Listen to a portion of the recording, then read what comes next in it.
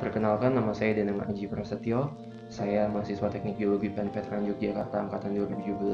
Saat ini saya sedang tergabung dalam kelompok KKN F74556C yang berdomisili di Sleman, Daerah Istimewa Yogyakarta.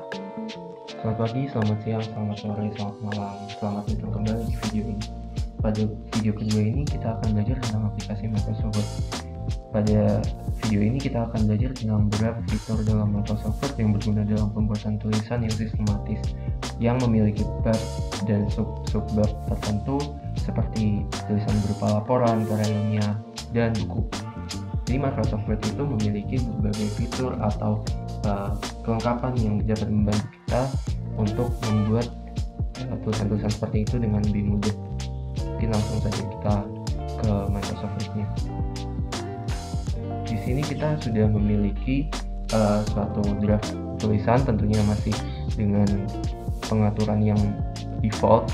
Seperti kita bisa lihat bahwa defaultnya di Microsoft Word sendiri menggunakan tulisan berupa Calibri dengan font ukuran 11 dan tidak ada pengaturan paragraf apapun sama sekali. Jadi kita masih di dalam bentuk default. Kita bisa atur sesuka kita. Dan di video kali ini saya akan membahas tentang berbagai macam pengaturan yang dapat dilakukan di Microsoft Word dan bagaimana mengaturnya dengan baik supaya bisa lebih sistematis. Yang pertama-tama mungkin kita akan mengatur heading atau styles dari paragraf. Jadi kita lihat di sini ada daftar isi, daftar gambar, bab 1 pendahuluan, bab 2 isi, bab 3 pembahasan, dan bab 4 kesimpulan, dan daftar pustaka. Itu merupakan headings atau kepala dari masing-masing bab. Kemudian paragraf ini adalah isi dari bab-bab tersebut. Nah, kita akan mengatur kepala-kepala ini, kemudian kita akan mengatur body atau tubuh dari paragrafnya.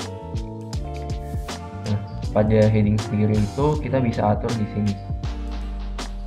Kita bisa pilih heading berapa saja yang kita mau, dan kita bisa atur sesuai kebutuhan kita. Misalkan ini kita punya daftar isi. Sebelumnya kita sudah nyalakan navigation-nya di view, kemudian navigation pane ini. Untuk ketika nanti kita sudah membuat headings, kita akan muncul di sini headingsnya. Itu akan menjadi daftar isi kita nanti. Nah, tapi karena misalkan kita mengambil sesuatu yang formal, biasanya sesuatu yang formal menggunakan Times New Roman, maka kita bisa ganti dengan Times New Roman. Caranya adalah dengan mengedit headings ini, kita klik kanan, kemudian modify, kemudian kita boleh namai dengan apa saja, tapi saya ingin meninggalkannya dengan nama heading 1. Tidak saya ubah sama sekali. Kemudian tulisannya saya ubah ke Times New Roman dengan ukuran font 12 dengan tulisan bold dan warna hitam. Kemudian tulisannya ini rata tengah. Selain itu kita bisa juga melakukan formatting terhadap paragrafnya. Jadi kita bisa atur di sini seberapa jauh jarak antar tulisan kita dengan atasnya dan bawahnya dan segala macam. Kemudian indentasi atau tab yang ada di awal paragraf itu juga bisa kita atur sesuai dengan kebutuhan kita. Nah, untuk before-nya sendiri 12 dan after-nya sendiri saya mau 12 juga. Ini contoh saja, boleh diatur seperti ini kebutuhan masing-masing. Dan kita oke. Dengan begitu, ketika kita mengeklik heading 1 sebagai pengaturan kita akan mendapatkan format seperti ini. Jadi ketika kita klik ini kemudian kita klik heading 1, dia langsung akan berubah sesuai dengan pengaturan kita. Jadi kita akan atur semua heading 1 dulu.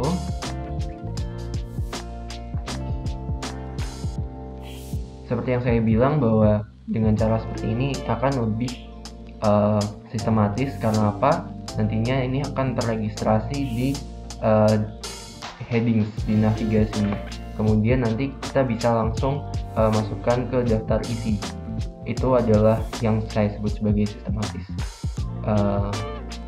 Kemudian mungkin ini harus ditaruh di bawahnya. Kita tekan shift enter, kemudian di sini juga kalau kita tekan enter nanti dia akan muncul heading yang lain lagi. Oleh karena itu kita pakai shift enter,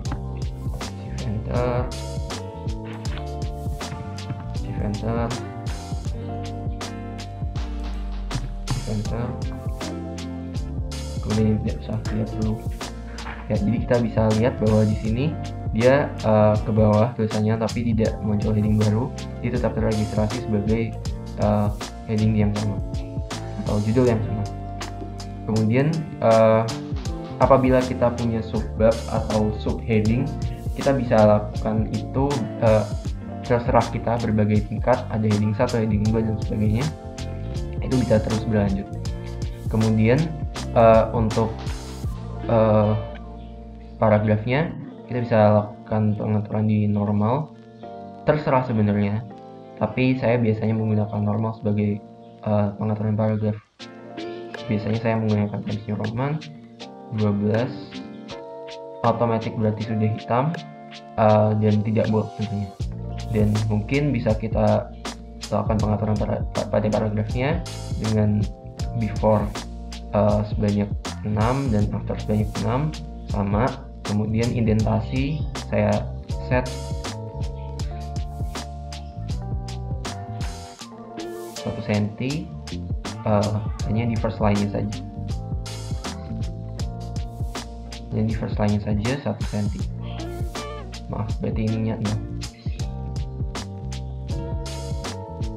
Seperti ini. Kemudian alignment-nya justified seperti ini. Saya rasanya sudah cukup, dan saya oke, dan saya oke lagi. Kita bisa atur, dan sudah teratur secara otomatis karena Microsoft Word sendiri sudah mengidentifikasi ini sebagai paragraf. Jadi kita tidak perlu mengatur satu-satu, tapi kalau misalkan tidak teridentifikasi sebagai paragraf, kita juga bisa mengaturnya satu-satu.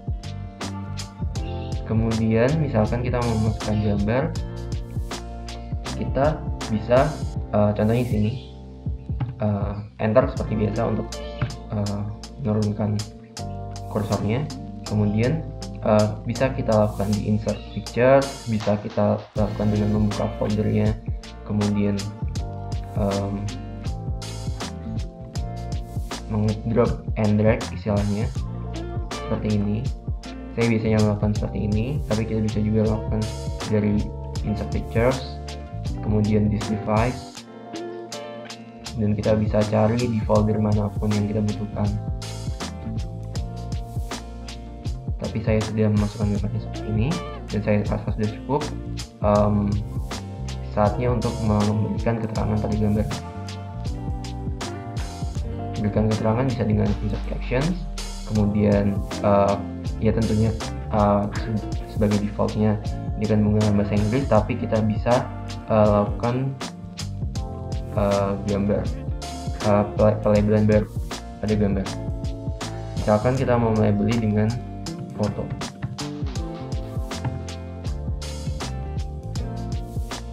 lalu kita masukkan caption atau keterangan gambarnya, kemudian kita klik OK. Kemudian kita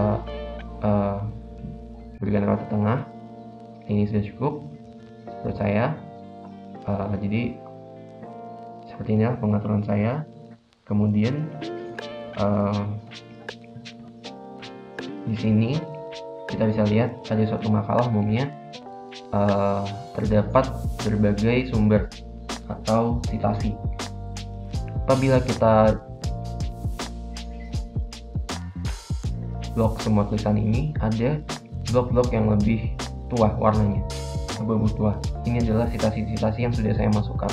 Caranya mudah, saya bisa memasukkan sumber baru dengan mengklik reference, kemudian insert citation, add new source untuk sumber yang baru, atau untuk sumber yang sudah terregistrasi kita bisa tinggal cari dan klik.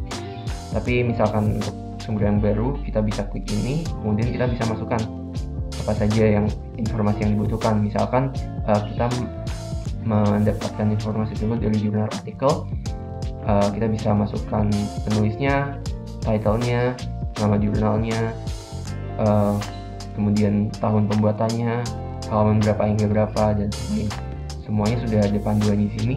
Ada contohnya seperti ini, kita bisa lihat ada contohnya. Itu bisa dilakukan dengan mudah.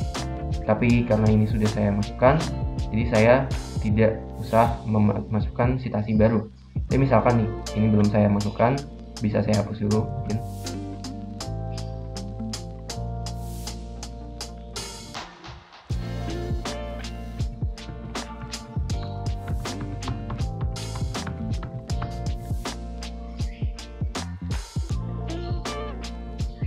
Kemudian saya memasukkan di sini mudah sekali, tinggal insert citation, kemudian kita cari yang kita butuhkan, yaitu ini, kemudian sudah selesai.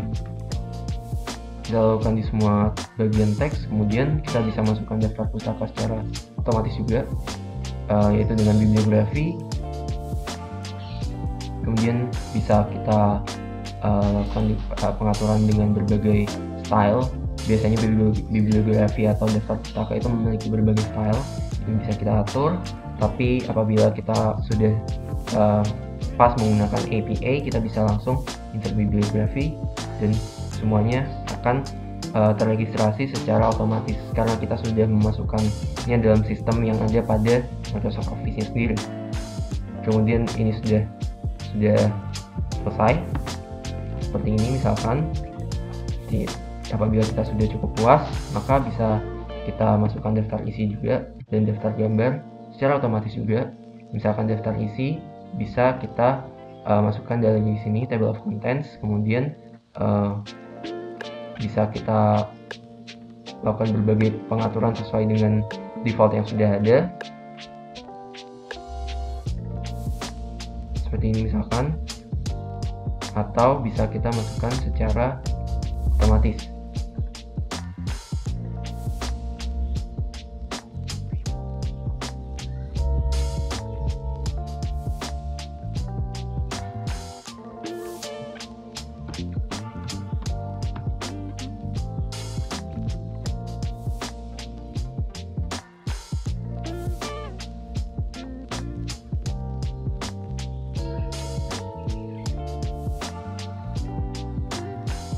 Seperti ini adalah contoh table of content otomatis. Mungkin kita bisa atur di sini untuk fontnya sendiri. Kita gunakan Times New Roman juga dengan font 12 seperti ini. Dan untuk daftar gambarnya juga bisa kita lakukan secara otomatis dengan cara reference, kemudian insert table of figures.